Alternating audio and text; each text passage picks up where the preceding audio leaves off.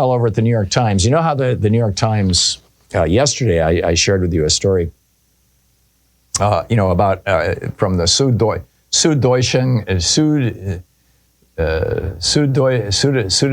Zeitung, the South German news, right, the German newspaper, about how in America, the New York Times covered Joe Biden's age over and over and over again, and then just largely ignored crimes that Donald Trump committed. Why is that? Well, it turns out, and this is a big story today, that a former New York Times reporter says that there's a reason for this. And that is that Arthur Schultzberger, who is the owner of the New York Times, he and his family, I'll just read from this report. In Schultzberger's view, according to two people familiar with his private comments on the subject, only an interview with a paper like the New York Times can verify that the 81-year-old Biden is still fit to hold the presidency.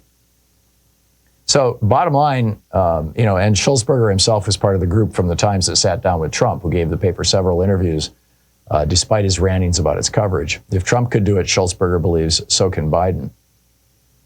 This is incredible that, as Midas Touch writes, this is stunning. A New York Times journalist says the publication's chairman, A.G. Schultzberger, encourages that the organization cover the president negatively and highlight his age out of retribution for the fact that Biden hasn't granted the Times an interview.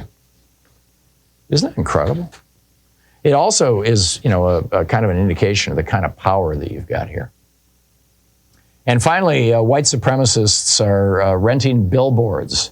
This is just incredible. Adolf Hitler's birthday was last week. Or maybe it was this week. I think it's April 20th, as I recall. The Michigan chapter of White Lives Matter, which is, the modern incarnation of the Klan, plus the Goyim Defense League, produced this billboard that was in 3 different locations in Michigan celebrating Adolf Hitler's birthday. In Spokane, Washington, multiple posters produced by White Lives Matter were reportedly found at the 2nd Avenue and Jefferson Street intersection in downtown. In Santa Barbara, California, this is from Radical Reports, by the way, by Teddy Wilson over on Substack, which is really a great newsletter to subscribe to. RadicalReports.org is the website.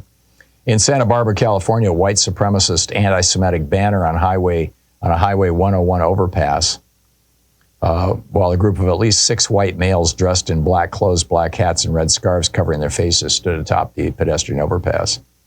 And the Shoshone County Sheriff's Office has reportedly charged 2 members of Patriot Front, the neo-fascist white nationalist group, with allegedly placing white supremacist stickers on businesses in downtown Wallace, Idaho. And the 2 individuals could face up to a year in the county jail.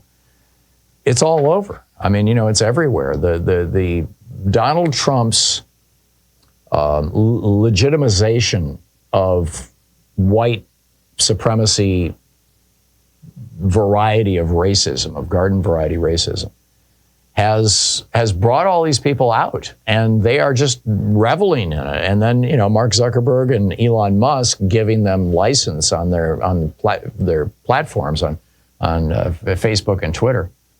I frankly think the racism problem in America is, it's a terrible, terrible thing. But I think that these guys are punching above their weight right now because of all the support they're getting from the GOP. And that should not be a thing, right? It certainly should not be a good thing.